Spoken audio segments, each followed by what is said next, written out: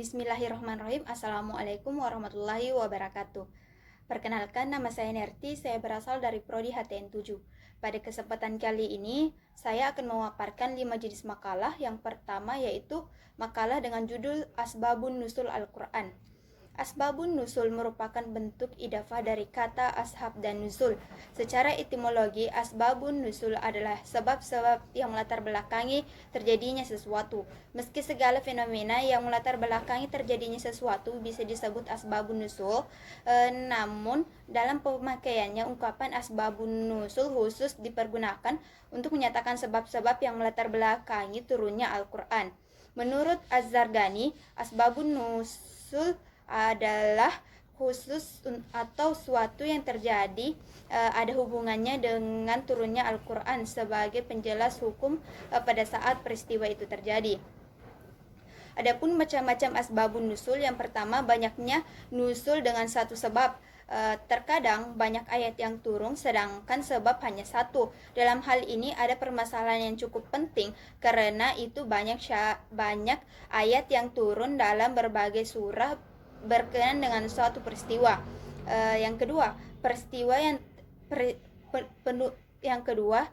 penurunan ayat lebih dahulu daripada sebab. Contohnya yang diberikan dalam hal ini tidak menunjukkan bahwa ayat itu turun mengenai hukum tertentu, kemudian pengalamannya datang sesudahnya. Ketiga, yaitu beberapa ayat yang turun mengenai suatu orang. Terkadang sahabat mengalami peristiwa lebih daripada satu kali, dan Al-Quran pun turun mengenai setiap peristiwanya. Karena itu banyak ayat yang turun mengenai setiap peristiwanya.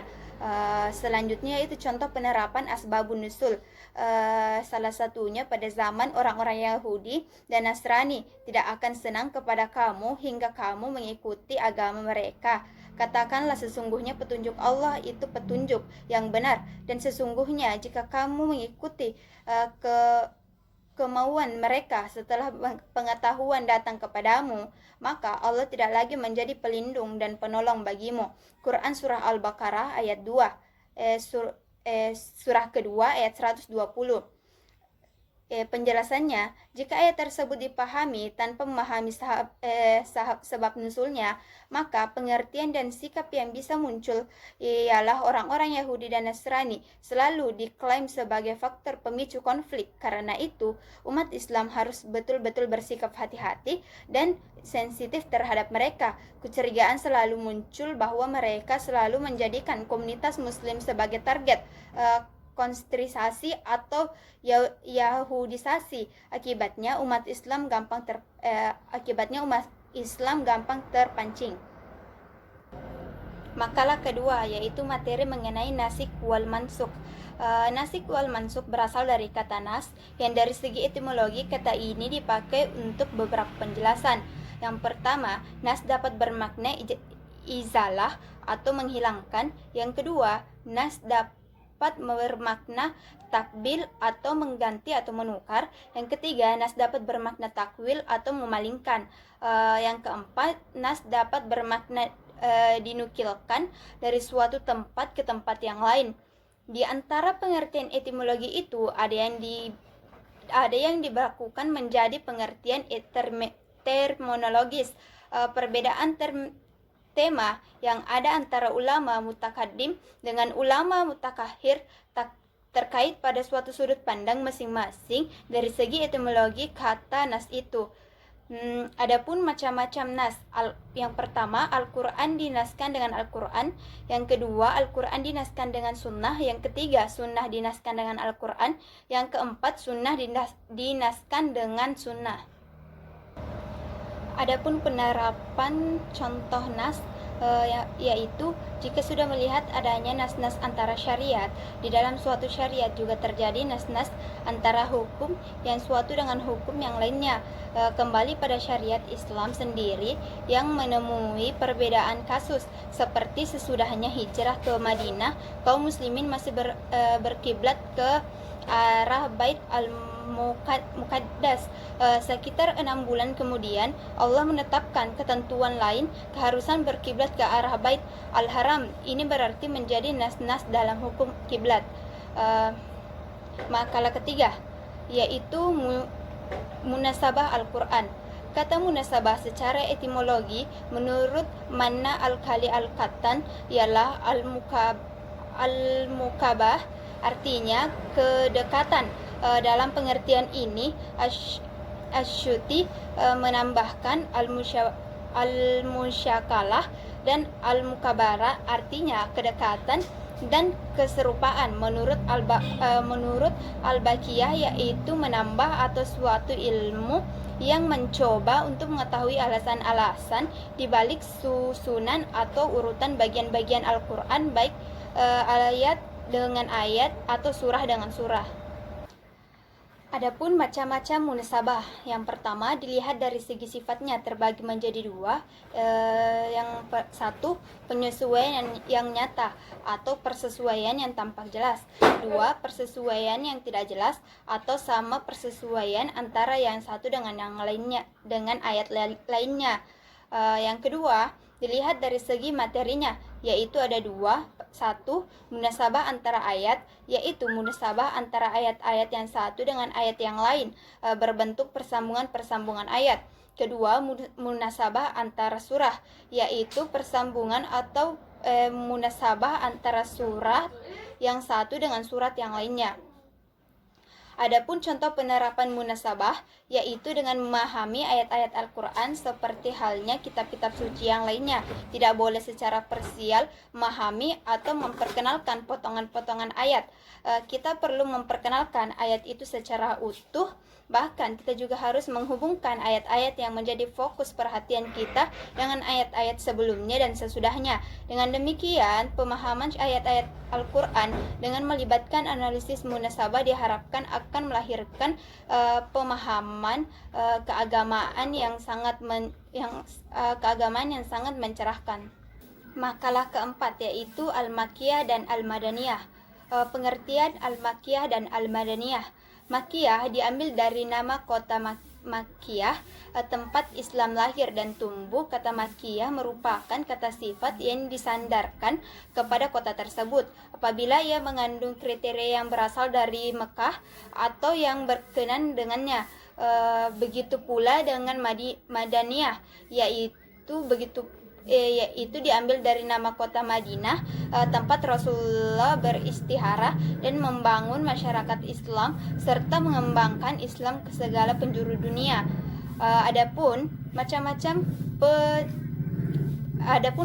penurunan surah Al-Makkiyah dan Al-Madaniyah, yaitu untuk membedakan Makkiyah dan Madaniyah, para ulama mempunyai 3 macam-macam pandangan yang masing-masing mempunyai dasar-dasarnya sendiri. Yang pertama, dari segi waktu turunnya. Yang kedua, dari segi tempat turunnya. Yang ketiga, dari sisi sasarannya.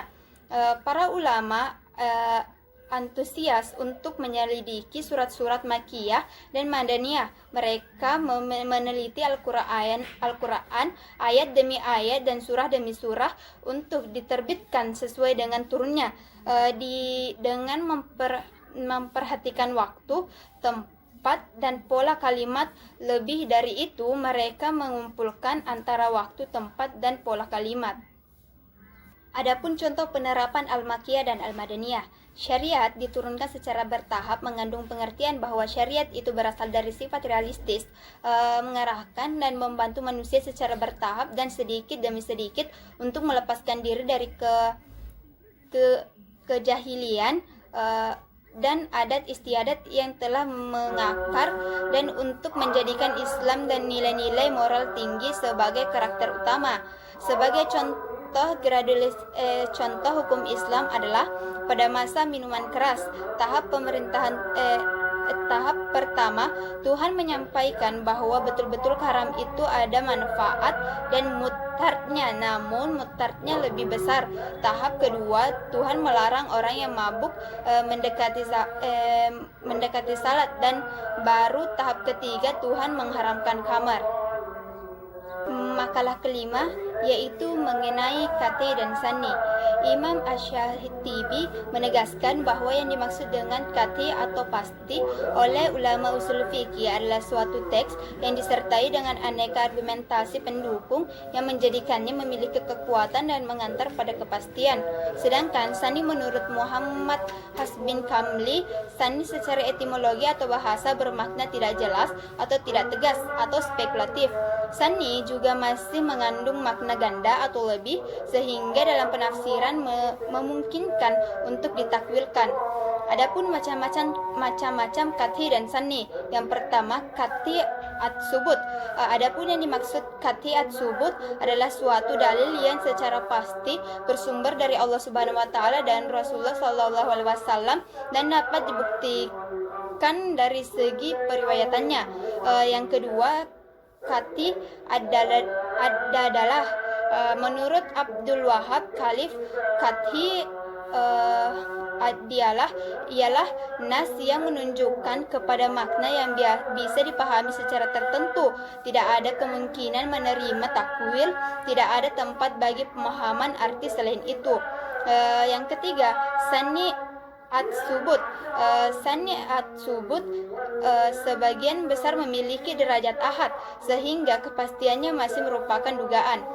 Yang keempat, sani adalah menurut Muhammad Hashim Kamsi, sani adalah secara etimologi bermakna tidak jelas atau tidak tegas, atau bisa juga dikatakan spekulatif.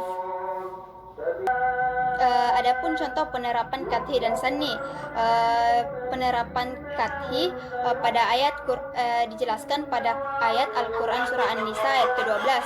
Artinya dan bagimu suami-suami seperdua dari harta yang ditinggalkan oleh istri-istri kamu jika mereka tidak mempunyai anak.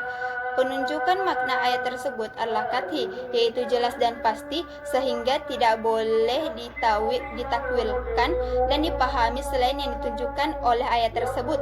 Dengan demikian, bagian seorang suami dari pewarisan harta peninggalan istrinya yang meninggal dengan tanpa adanya anak adalah setengah dari harta peninggalannya. Yang kedua, contoh ayat sani yang diterangkan pada surah Al-Baqarah ayat 228, yang artinya wanita-wanita yang ditalak hendaknya menunggu, tidak boleh menikah dengan menahan dari mereka dengan 3 kali kurun. Ayat tersebut tidak bersifat qat'i, tetapi bersifat sani, karena kata kuru pada ayat tersebut dapat berarti juga haid. Tidak dapat dipastikan yang mana yang dimaksud karena tidak terhimpun argumentasi yang cukup mendukung salah satu dari ulama. Baik, itulah tadi pemaparan mengenai 5 makalah mata kuliah Ulumul Quran. Lebih dan kurangnya saya mohon maaf, karena kesempurnaan hanya benar-benar milik Allah Subhanahu wa taala. Wabillahi taufik wal hidayah. Wassalamualaikum warahmatullahi wabarakatuh.